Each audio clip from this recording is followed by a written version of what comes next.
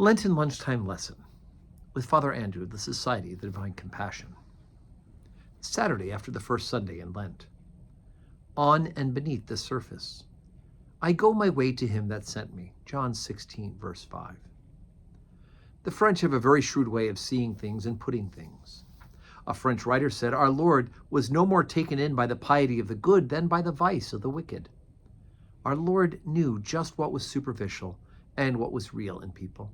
He could see there was a great deal of piety that was just on the surface in the outward expression that did not go very deep. He could also see there was a lot of vice that was very much on the surface and not the expression of the real person. It is possible under 1,000 forms to be seeking oneself. The recognition of this is not something to put us into an agony of scrupulosity. It is a warning, which we may spice with a sense of humor. St. Francis de Sales said, "We shall be fortunate if self-love dies half an hour before we do."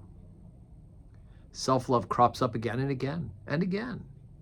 We are imperfect people, and we have to be very patient with ourselves, realizing that in everything we do, there is a great deal of self, but not allowing that to make us downcast or unhappy, rather letting it help us to see that we have to go on working at our own development more and more, that everything in our lives may be the true expression of a real love of God and our neighbor. If it were, of course, we could be saints, and we are not saints yet. We can be seeking ourselves under 1,000 different forms, and some of them may be quite religious forms. That, of course, is what our Lord saw in the Pharisees. They were seeking themselves. They were not really seeking God. What an unutterable tragedy it is that a great religious festival to God, to whom the worship was offered, should have been crucified as an excommunicated man by the very people who are worshiping him there. But it is very comforting and heartening thought that we may also be seeking God under 1,000 forms, some of which may not be apparently religious at all. In all our activities, we may be seeking God in our work, in our social occasions, as we walk along the road, even when we are so busy that we have not time to think of anything except what we are doing.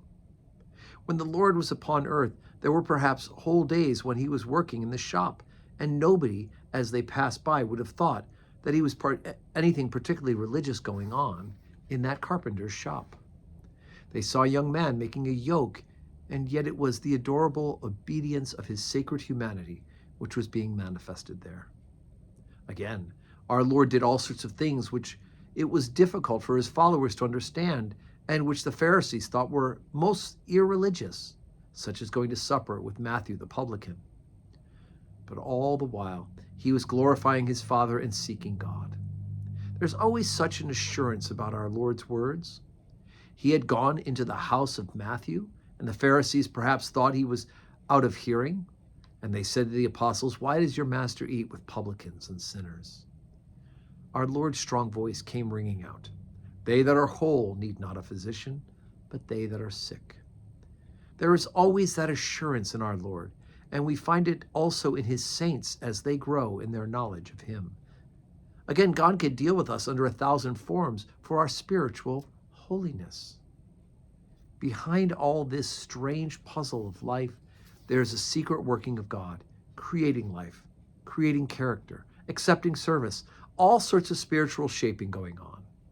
God never ceases to do his great work of creating saints, so his own divine spiritual providence may draw greatest good out of greatest evil. Behind all the tragedy and all the shame of Calvary, the secret energy of love was bringing about that victory which we commemorate and lift up as our chiefest worship in the Holy Eucharist. Men were scourging God when they thought they were worshiping him, yet all the while the undefeated love of God was bringing into being the everlasting sacrifice, which is our worship and our hope.